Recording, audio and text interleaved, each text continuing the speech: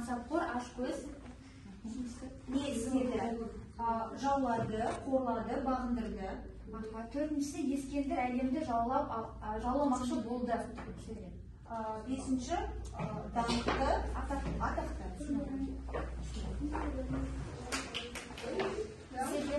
Сөз Абай, затесім Абай. Екінші Абай қандай салмақты, дана, гуманист есептелген. Үшінші жетістікке Абай аударды, жазды, айтты. Синонимге төртінші Абай ақыны, немесе бас ақыны Mesela sinonim ибарат сөзінің Hadisler тобынан мен қосатын едім, бесіншіге қолбасшы дейді. Біз не жазайын деген дамды қолбасшы деп. Қолбасшы. Есендерде ақындығымен танылған болатын. Олай болатын болса, дұрыс. Сабақты қорытындылаған кезде, осындай түйінді, осындай 5 жолды өлеңін түйіндеуге болады. Жерде тағы бір түйін шартты бір қыз. Өлең шумақ түрінде. Көзіңді аш, оян қалқым ашкөздіктен, алға ұмтыл үміт үзбе әділдіктен, 5 күндік жалған өміріңде дәлел деп шық арылма білімдіктен. Шабылданса осылай шығады. Енді заманауи жаңа бағдарламамен өтетін сабақтардың ең негізгі нәрсесі ол сабаққа ғылыми түрде келу. Мысалы, өтетін кезде мұғалім дайындықпен келу керек, және оны ғылыми негізін іздеген дұрыс, салыстырып басқамен. Мен мысалы бүгін аңызды алдым, аңызды біліп кетсін деп. Бұны да біз кішкентай кезімізде естігенбіз, ескендір мүйізі бар деген. Бірақ та ойлайтынбыз, не үшін ол өйтіп айтады екен деп. Қазірде ойланасың, ойлансаң, оның енді атағының соншалықты жер жарып кеткен оның сол мүйізімен, оның жай мүйізінің өзін қасиетке айналдырып, тіпті пайғамбар деп айтқан. Қандай биікке шығарып, тәкаппарлық деген қалай шығып кетті. Осылай зұлымдық өссе, ұзарса, осылай өзінен өзі көбейе береді екен. Періште алтын нәрсе жолдан тәйді. Мысалы, мен сіздерге тағы бір ақпарат айтқым келеді, жаңа ғылыми жағынан келу деген сабаққа. Ол, мысалы, мен Ескендір поэмасын алдым, мен оны оқимын, сөйтемді, ойланамын, Абай бұл сюжетті қайдан алды деп. Абайдың да ұстазы бар, одан Абайдан жоғары данышпандар бар. Ол солардан алды, мысалы. Сол қандай түпнұсқаға сүйеніп алды оны деп ойлайсың. Осы мәселемен қызықтырды, мен соны зерттедім. Сонда бір ғылыми мақаладан көрдім. Ол, мысалы, Абайды осы уақытқа дейін шығыс ақындар Ескендірді жырлады, Ескендір поэмасын, мысалы. Шахнаме де жырланды. Мынау Шахнаме, мынау Ескендірнама, Шахнаманы, Фирдаусидің Шахнамасы, Низамидің Ескендірнама деген кітаптар, тағы көп осылай өлеңдер бар, небір поэмалар, одалар, мадақтамалар көп болған. Бірақ олардың бәрі бір деңгейде оны дәріптеп, пайғамбар деп, ұшар биікке шығарып, оның бағасын асырып, дәріптеп, мадақтаған бірыңғай шығармалар болды. Оны әдебиетте нәзіреттеулік дәстүр дейтін, бір жалғастырушы.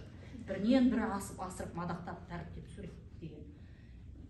Енді осы жерге тағы бір қызықты материал мен көзіме түскені, Талмуд деген ежелгі яһудилердің заңнамалық, этикалық кітабы болған екен. Осы кітаптан орыстың Жуковский деген ақыны Ескендірді аударған екен. Соның мотиві осы Абайдың Ескендір поэмасына ұқсас екен. Ол жерге оны басқаша, оны мадақтамай, дәріптемей, оны зұлымдығын әшкерелеген екен. Былай қарап Абай мысалы шығыстың ақындарын оқып, жас кезінде таң қалып, жаттап өскен ғой олар осындай поэманы. Сонда Ескендірді таныған Абай, сөйтіп ары зерттей түскен. Ол жаңағы шығыстан батысқа өтіп, орыстың батыстың әдебиеті арқылы осыны меңгеріп, түйіндеп, осыдан бір керемет бір ұлтқа жағымды шығарма тудырғысы келген. Сол мақсатына да жетті. Бұл өте құнды шығарма осы жағынан. Мысалы, ешқашан бұл ескірмейді. Өйткені бұда соғыс тақырып бар, соғыс бейбітшілік мысалы. сол бейбітшілік үшін, теңдік үшін жаңағы Ескендірдің басқыншылық саясатын әшкерелеп жазып отыр бұл жерде. Қанағатшыл патша болса, ақылды патша болса, бұл мемлекет ондай дәрежеге жетпейді дегенді айтқысы келеді. Сонымен осы шығармаларда көрінер ғой, бір жақта бірыңғай ұқсас шығармалар тұр, екінші жағында керісінше Абай сияқты оны керісінше мадақтамаған, дәріптемеген шығармалар аз екен. Сол Абай ішінен дарабаны шығып отыр. Өзінің ұстаздарына еліктемей, оны өзгеше жағынан алып шығуы, бұл ерекше оның сыни көзқарасы және оның жаңағы ізгі көзқарасы, жаңағы гуманист деп отырмыз ғой. Бейбітшілікті жақтауы, соғысты даттауы, жаңағы адамның бойындағы тәкаппарлықты, менменшілдікті, қанағатсыздықты өте керемет жаңағы адамның бас сүйегімен сипаттап, жаңағы алтын қақпаға барып дейді ғой. Ол алтын қақпа жаңағы жұмақтың қақпасы. Оған қандай керемет осы дүниедегі патша болса да, оған ол жаққа тең, ол жақтағы адамдар. Сондықтан құсүйекті лақтырып, оның Аристотель данышпанның сөзімен патшаның мысын басып, қайтарту идеясы Абайға осы терең оның дана ойынан шыққан жағына келіп отыр. Сондықтан осындай керемет дүниені бізге сыйлап кетті. Соны біз бәрін түбінен білу үшін ізденіп, ғылыми оның негізін зерттеп өтсек, сабағымыз қызықты болады. Енді бүгінгі сабақты қорытындылай келе есімізге түсіріп өтейік. Басында біз неден бастадық? Суреттердің болжалары. Одан кейін оған 3 сұрақ қойылды, 3 атау деген. 3 термин деп кетейікші, 3 термин. Ол қалай кездесті? Біз оны қалай осы болашақтағы сабақта қалай қолданамыз, одан кейін естедік. Мәтін таныстық, біреуіміз Ескендір поэмасымен таныстық, біреуіміз аңыз бен Ескендір Зұлфит Қарнайының аңыз әңгімесімен таныстық. Одан кейін ойын ойындармен оны қойып шықтық. Одан кейін соны естедік. Қазіргі ойлан жұптас бөліс деген тәсілмен біз қазіргі заманмен байланыстырдық, әлемдік тақырыптармен байланыстырдық. Және мысал келтірдік. ұлттық құндылықтар Бұл қорыта келе қандай түйін жасадық? 5 шумақ өлеңі. 5 жол өлеңмен біз оны қорытындылап түйіндеп шықтық. Осы жердегі енді бүгінгі тақырыбымыз ашылды ма? Әділдік деген және зұлымдықтың күресінен не алдық?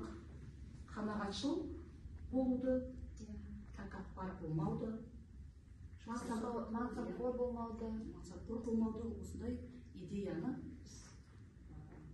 түсіндік. Абайдың бізге айтып кеткен түйінін түсіндік. Жақсы, рахмет сіздерге. Өте қатыстыңыздар. Мен жаңағы сахналық көріністі бір ыңғайсыз болып шығармай қалама деп бөлігін ғана орындасын, мейлі қиын болмасын деген. Жоқ, біз түгел орындаймыз дедіңдер. Жарайсыңдар. Белсенді, актерлік қабілеттерін де білініп тұр.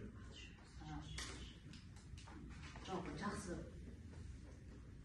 тақырыпқа кіріп кетіп орындап отырсыңдар. Жан-жақты қазіргі заманмен де байланыстырып отырмыз. Тәсіл жаңа бір-бірімізге берген бағамыз да өте жақсы, сөйлеу тіліміз де жаттыққан, әдебиеттеріне жауап бердіңдер. Енді сіздер жақтан бір сөз сөйлейтін болса, кері байланыс берсеңіздер. Мен қазір ручкаларымыз ашар, не алдыңыз бар, не қиын болды, не қызық болды, соны жазып жіберсеңіздер, соны бір көшбасшы біреуі ауызша айтып берсін, өз ойыңыз.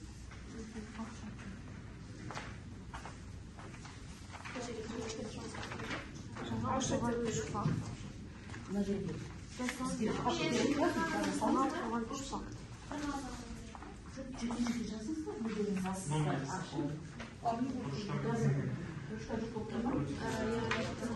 Жаза беріңіз.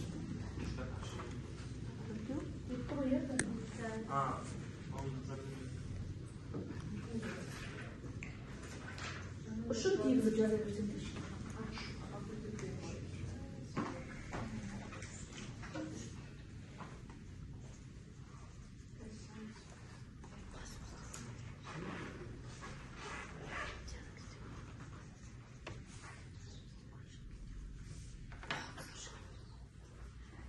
Сол жақта жүреді.